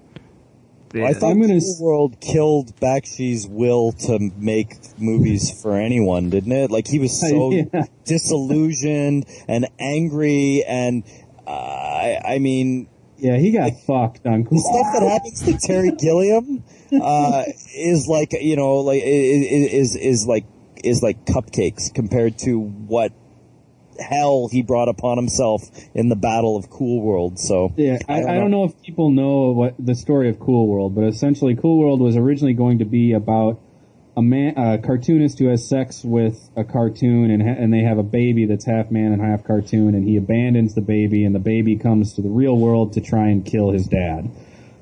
Unbeknownst to Bakshi, while he has already made this script and is already storyboarding it, the son of the head of MGM or whoever, whatever studio it was, decides to just make his own script and write it, and the studio head decides to back that and basically threatens to sue Bakshi and take him for everything's worth if he does not make this movie. And then at that point, then they also force in Kim Basinger onto the project and a couple others, and Basinger at that point was a fairly big name star, so she starts also doing rewrites, and it turns into one giant clusterfuck.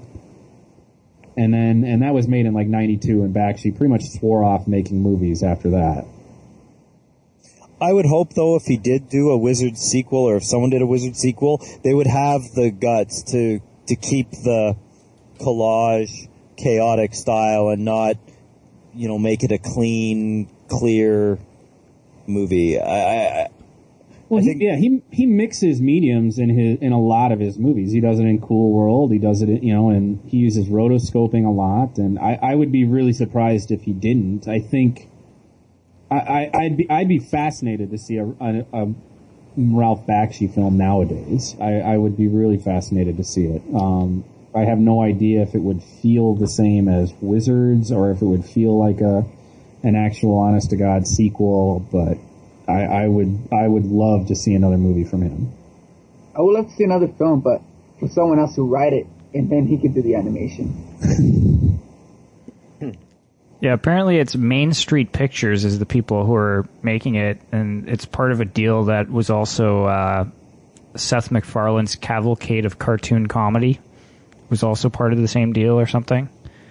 But Bakshi himself is involved. I don't know if he's directing it or what, but it was in 2008, so that's not that long ago. It's kind of, I don't know, just seems pretty strange to me that it's even a possibility, but... I'll believe it when I see it. Yeah, me too. Not holding my breath. Yeah, I'm not either. I would be stunned if it ever shows up. All right, so any other thoughts on Wizards? Okay. I guess not. I guess I would make the argument Wizards is a movie I think people should at least watch and kind of decide for yourself whether or not you like it. I think it's really hard for a movie like Wizards to kind of go off what other people say. It's such a weird and interesting and unique film. It's just I just think people should really just give it a shot and see if, hey, maybe you might like it, you might hate it. It's certainly not a perfect film by any means. There's all sorts of problems with it, but like I said, this is a movie I just think is awesome. I just have so much fun with it. I'm almost inclined to agree with you, Matt. I would have a real hard time recommending the movie, but I kind of agree that I think there's somebody out there that's really going to get a kick out of it. But for me, like I said, the stuff that works, it's awesome, but unfortunately it's very few and far between, and the rest of it I'm pretty much with Jay. It's kind of boring and not interesting, and it just felt like a really long episode of He-Man, and I didn't really enjoy it, but it's almost worth recommending just for those really cool artful bits and interesting music and just some moments of awesome animation and creative ideas in there. I on the whole like the movie. I think it's really fun. At 80 minutes, it's hardly a chore. I mean, it's busy and interesting, and I think full of creativity, even if it isn't full of narrative coherence or, sort of consistent vision. But that was never the vision to begin with. So I enjoy it. I would certainly recommend it to people, and I'm gonna sit down with my son and watch it and see what he thinks of it. I think, like, in terms of if you're interested in animation too, like, it is just interesting to look at this almost kind of in a historical context as far as animated films go and stuff. Because, I mean, before you got to the point where you had the Pixars and stuff kind of dominating nowadays, like, this was kind of I guess it was a limited release, but it was still, like you guys said, a fairly successful animated feature back in the day. So, yeah. Everything was a limited release. Everything was platformed at that time. So right. So yeah, but I mean, I enjoyed it. I don't know if we'll be watching it again anytime soon, but it was all right. I like the poster. The poster is pretty awesome. It was a good poster. The poster, it is one of my all-time favorite posters. And the font on the poster. And the use of negative space. No, sorry. Go ahead. One more time. Yeah, I would really recommend this film to people who really like animation and or people who do psychedelic drugs. That's true. We forgot about that subsection of the population. Yes. I think they should have taken the nipples off the woman in this film and donated them to Grave of the Fireflies and put them on the kid. Good call. Because that kid didn't have any nipples when The he took his shirt 5-year-old off. or the No, the boy. I think they should have put him on the 5-year-old.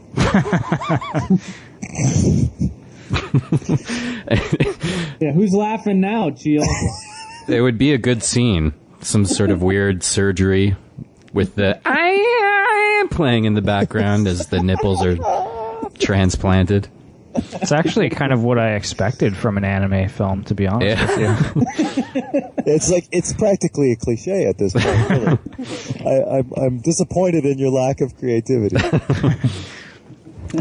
All right, well, I guess that wraps up our discussion of Wizards, and of course, we want to invite you guys to head over to movieclubpodcast.com and let us know your thoughts on both Grave of the Fireflies and Wizards.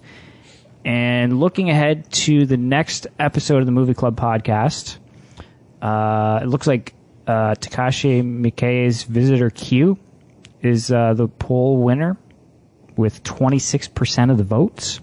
So we're going to pair that up with Irreversible, and it's going to be a fun one, I think. Yeah, another feel-good episode coming up. It's a cinema of visual trauma. I should say, though, I think it was Omar's pick, Visitor Q. Just go to whether you're familiar with Miike or familiar with Visitor Q as a movie, go to the IMDb and just click the keywords on Visitor Q and just read the list of keywords in the movie, and there's no way that you would not want to watch Visitor Q after reading its list of keywords. I don't know about that. Is transplanted nipples in the keywords? I believe it is. Nice. So, I guess anybody want to plug any websites or anything like that? I mean, all our sites are in the sidebar of movieclubpodcast.com, but I'm thinking specifically, Anthony, do you have anywhere people can go to check out any of your thoughts on movies? Nope, I just want to say hi to Hendrik. Nice. It's the whole reason for Anthony to come onto the show. I'd like to drop a little plug for one of my websites, jchiel.com. Just go there, and we've got a great selection of handmade purses and jewelry, and pretty much anything that you need fashion-wise you can find at www.jchiel.com. Great. So also don't forget to vote for the poll for the next episode, which I guess would be, episode number 21? This is 19, yeah. So that'll be up in the next, by the time you hear this podcast, it'll be up on the site. So I guess that's about it. Thanks everyone for listening, and we'll see you next time right here on the Movie Club Podcast.